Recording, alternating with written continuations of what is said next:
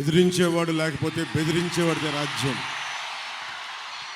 So బెదిరించే వాళ్ళకి ఈ రోజున ఒక సమూహం వచ్చి నిలబడింది. ఆంధ్రప్రదేశ్ని గుప్పిట్లో పెట్టుకొని 5 కోట్ల మంది ప్రజల్ని పట్టుమని 10 మంది, ఇంకా చెప్పాలంటే 5 మంది ఈ రోజున ఆంధ్రప్రదేశ్ని గుప్పిట్లో బెదిరించి 5 కోట్ల మంది ప్రజల్ని బెదిరిస్తూ ఉంటే ప్రజలు తిరుగుబాటు చేసి మాకు ఓటు చెల్లకుండా అన్ని పార్టీలు కలిసి రావాలి అంటే ఈ రోజున ఢిల్లీలో ఉన్న భారతీయ జనతా పార్టీ ప్రధానమంత్రి గారి నాయకత్వంలో ఉన్న మన భారతీయ జనతా పార్టీ నుంచి 4 దశాబ్దాల సుదీర్ఘ అనుభవం ముఖ్యమంత్రిగా పోటీ చేసే మనకి రాష్ట్రాన్ని నడిపిన, ఉమ్మడి రాష్ట్రాన్ని నడిపిన అనుభవం, ఎన్ని ఆటుపోట్లున్నా తట్టుకున్న సమర్థత, ధైర్యం, అన్నింటికీ వాటన్నిటితో పాటు జన సైనికులు, వీర మహిళలు 5 సంవత్సరాలుగా వైసీపీ తోటి పోరాటం చేస్తూ ఈ రోజున రాష్ట్రానికి, ఈ రోజున ఈ పొత్తుకే వెన్నంటి ఉన్న, వెన్నుదన్నుగా ఉన్న మీ అందరికీ నా హృదయపూర్వక నమస్కారాలు, హృదయపూర్వక ధన్యవాదాలు. ముఖ్యంగా నిడదవోలు నియోజకవర్గానికి సంబంధించి బురుగుపల్లి శేషారావు గారు చాలా పెద్ద మనసుతోటి,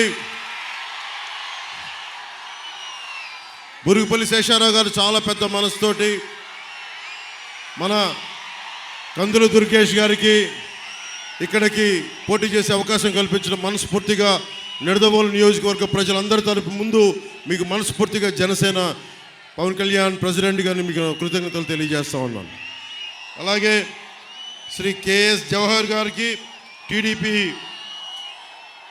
ఉమ్మడి టీడీపీ ఈస్ట్ గోదావరి జిల్లా అధ్యక్షులు, అలాగే శ్రీ పి దత్తు గారికి Bharatiya Janata party parliament incharge గారికి, బండి సత్యనారాయణ గారికి, అలాగే సుజీ రంగారావు గారికి మంత్రివర్యులు, మాజీ మంత్రివర్యులు, అలాగే కొటికుల్పూడి గోవిందరావు గారికి జనసేన పశ్చిమ గోదావరి జిల్లా అధ్యక్షులు, బివిఎస్ఎన్ ప్రసాద్ గారికి, కందుల దుర్గేష్ గారికి మనస్ఫూర్తిగా మీ అందరి తరఫున కృతజ్ఞతలు, హృదయపూర్వక స్వాగతాలు తెలియజేసుకుంటూ ఒకటే మాట ఇందాక తణుకులో చెప్పాం, మేము మీకు ఇన్ని కోట్ల మంది ప్రజలకి, నలిగిపోతున్న యువతకి ఉపాధి అవకాశాలు, ఉద్యోగాలు, పరిశ్రమలు, అభివృద్ధి దిశగా రాష్ట్రం క్షేమంగా ఉండాలి అని ఆలోచించి చాలా పెద్ద మనసుతోటి అందరం ఒకరినొకరు తగ్గించుకొని, సైజ్ తగ్గించుకొని, చంద్రబాబు గారు కూడా తెలుగుదేశం పార్టీ సంస్థాగత నిర్మాణం ఉండి కూడా రాష్ట్ర ప్రజల క్షేమం కోసం, సంక్షేమం కోసం అందరం సైజులు తగ్గించుకొని ఈ రోజున ఉమ్మడిగా నిలబడతా ఉన్నాం. ఒకటే, మీ భవిష్యత్తు కోసమే, మీ ఉపాధి అవకాశాల కోసమే, మీకు అండదండగా ఉండడం కోసమే. రౌడీ రాజ్యం పోవాలి, రామరాజ్యం రావాలి, ధర్మం నిలబడాలి. ఇందాక తణుకులో నేను ఆఖరణ మాట్లాడాను. మనకి అనుభవం నిడదవోలు అసెంబ్లీ నియోజకవర్గానికి ప్రధాన సమస్యల్ని జనసేన మనకి కందుల దుర్గేష్ గారిని గెలిపించిన వెంటనే మేము ఈ సమస్యల్ని అతి తక్కువ సమయంలో మీకు తీర్చడానికి సంసిద్ధంగా ఉన్నాం.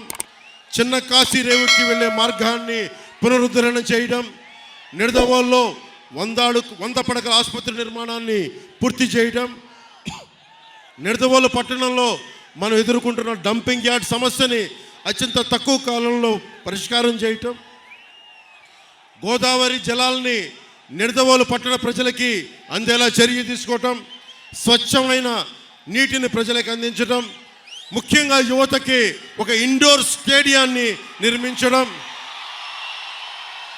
నిడదవోలు సమిశ్రగూడెం మధ్య ఉన్న ఈ పురాతనమైన ఓల్డ్ హ్యావ్లాక్ వంతెన స్థానంలో కొత్త వంతెనని నిర్మించడం, కంసాలిపాలెం మాధవరం బ్రిడ్జిని పునరుద్ధరించడం, నిడదవోలు మండలంలో ఆంజనేయపురం, సింగవరం గ్రామాల్లో నిర్మించిన టిట్కో ఇళ్ళు మనకి చంద్రబాబు గారు 2014లో ముఖ్యమంత్రిగా కేంద్ర ప్రభుత్వం సహకారంతో టిట్కో ఇళ్ళు నిర్మిస్తే ఈ రోజు వరకు లబ్ధిదారులకు అందించలేదు. మన కూటమి ప్రభుత్వం రాగానే లబ్ధిదారులందరికీ టిట్కో ఇళ్ళని అందిస్తాం. అర్హులైన ప్రతి ఒక్కరికి టిట్కో ఇళ్ళని అందిస్తాం. పెరవలి మండలం కేంద్రంలో బస్ స్టాండ్ నిర్మిస్తాం. పెరవలి ప్రభుత్వ ఆసుపత్రిలో మన నేషనల్ హైవే 16కి రోడ్డుకి కొంచెం ఇబ్బందిగా ఉంది. అరటి రైతులు ఇతర రైతాంగం ప్రజలు తణుకు వెళ్ళడానికి ఆ కటింగ్ని వెంటనే రాగానే వచ్చే చర్యలు తీసుకుంటాం. కానూరు నడుపల్లి తణుకు రోడ్డుని ఆధునీకరిస్తాం. ముక్కాల నుండి పెరవలి వరకు రోడ్డుని ఆధునీకరణ. మర్రెపాలెం బ్రిడ్జిని అందరికి అసౌకర్యంగా ఉంది, దాన్ని వెడల్పు చేయటం. నిడదవోలు అసెంబ్లీ నియోజకవర్గంలో జగన్ పాలనలో రోడ్లు గుంతలమయమైపోయింది. వచ్చిన 3 నెలల సమయంలోనే గుంతలన్నీ పూడ్చి కొత్త రోడ్లకి మాకు వేసే చర్యలను తీసుకుంటామని తెలియజేసుకుంటూ, జనసేన టీడీపీ బీజేపీ కూటమి చేపట్టబోయే ముఖ్య కార్యక్రమాల్లో ప్రతి చేతికి పని, ప్రతి చేనుకు నీరు, ఇదే జనసేన టీడీపీ బీజేపీ కూటమి లక్ష్యం. బీసీల భవిష్యత్తుకి గ్యారంటీగా నిలబడతాం. మీరు పోలవరం ప్రాజెక్ట్ ఇందాక తణుకులో మాట్లాడుతూ ఉన్నా, ఈ ఇరిగేషన్ మంత్రి ఉన్నాడు వైసీపీ మంత్రి.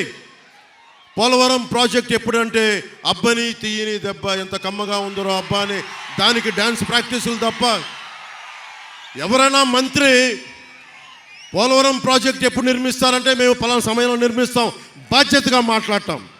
ఒక్క వైసీపీ మంత్రి ఈ రోజు వరకు సమస్యల మీద స్పందించడం. ఏదైనా మాట్లాడితే చంద్రబాబు గారిని వ్యక్తిగతంగా నిందిస్తారు, నన్ను వ్యక్తిగతంగా నిందిస్తారు. పాపం భువనేశ్వర్ మనకి పురంధేశ్వరి గారి మీద అకారణంగా తిడతారు. అంతే తప్ప మనం అడిగిన దానికి ఒక్కదానికి సమాధానం చెప్పరు. మేము ఏం అడుగుతున్నాం? ఉపాధి అవకాశాలు ఏమైనాయి? పోలవరం ఎప్పుడు పూర్తవుద్ది? లేదంటే మనకు పోలీసుకి టీఏలు డిఏలు వాళ్ళకి సరెండర్ లీవ్స్కి డబ్బులు ఎందుకు చేయట్లేదు? కాంట్రిబ్యూటరీ పెన్షన్ స్కీమ్ని మీరు రద్దు చేస్తానని చెప్పారు, ఎందుకు రద్దు చేయలేదు? పోలవరం ప్రాజెక్ట్ నిర్మించలేదు. చిన్న చితక నీటి తరహా ప్రాజెక్టులని ఎందుకు పూర్తి చేయలేదు? ఏ ఒక్క దానికి సమాధానం అడిగినా డిఎస్సి నోటిఫికేషన్ ఎందుకు చేయలేదంటే మమ్మల్ని, మా కుటుంబ సభ్యుల్ని అందరినీ పచ్చిగా తిడతారు. ఇలా బూతులు తిట్టే వాళ్ళందరికీ ఒకటే చెప్తున్నాం, భవిష్యత్తులో జనసేన, భారతీయ జనతా పార్టీ చాలా బలమైన సంస్థాగత నిర్మాణంలో తెలుగుదేశం పార్టీ ప్రభుత్వం స్థాపించబోతుంది. ఒకళ్ళొకళ్ళకి తాట తీసి కింద కూర్చోబెడతాం, మర్చిపోకండి. పాపం వైఎస్ వివేకానంద రెడ్డి గారిని చంపేసి ఆ హంతకులు వెనకేసుకొస్తూ ఉన్నారు. వాళ్ళ ఇంట్లో వాళ్ళకే రక్షణ లేదు, సొంత చెల్లెళ్ళకే రక్షణ లేదు. సొంత చెల్లెల్ని గోడకేసి కొట్టినోడు.